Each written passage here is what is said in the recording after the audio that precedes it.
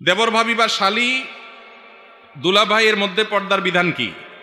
দেবর ভাবি এবং শালী দুলাভাইয়ের মধ্যে পর্দা হতে হবে দুনিয়ার সবচেয়ে শক্ত পর্দা, আল্লাহর জমিনে সবচেয়ে কঠিন পর্দা হইতে হবে দেবর ভাবির সাথে আর শালী দুলাভাইয়ের সাথে। কেন? কারণ নবী করিম সাল্লাল্লাহু আলাইহি সাল্লামকে এগুলো সম্পর্কে জিজ্ঞাসা করা হয়েছে, তিনি বলছেন আল হামু ওয়াল মউত, পুরুষদের জন্য শ্যালিকা আর মহিলাদের জন্য দেবর, এরা হলো মৃত্যুর মতো, এদের থেকে দূরে থাকতে হবে। কারণ এগুলোর থেকে আস্তে আস্তে ফিতনার দিকে চলে যায়, জেনার দিকে চলে যায়, ব্যভিচারের দিকে চলে যায়, মানুষ টেরও পায় না।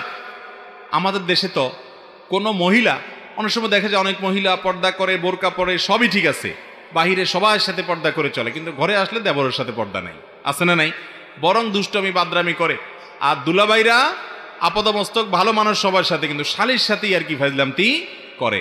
আমাদের সমাজের মানুষ মনে করে দুলাভাইরা একটু শালীর সাথে আর কি ফাজলামতি করতেই পারে, আর দেবর ভাবিও একটু উল্টাপাল্টা করতেও পারে। অনেক গানও বাইরে হয়েছে না, দেবর ভাবির গানও আছে না অনেক এরকম, যে খুনসুটি করবে, হানতান।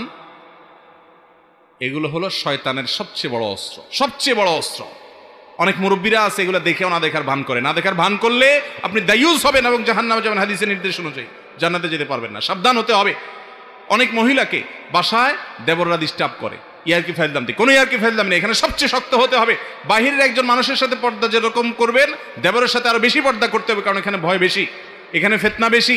এবং দুলাভাই যিনি হবেন পুরুষ, তিনি বাহিরে অন্য মহিলার সাথে পর্দা যতটা করবেন, চোখ যতটা হেফাজত করবেন, আপনার শ্বশুরবাড়িতে শ্যালিকার সাথে তার চেয়ে বেশি পর্দা করতে হবে।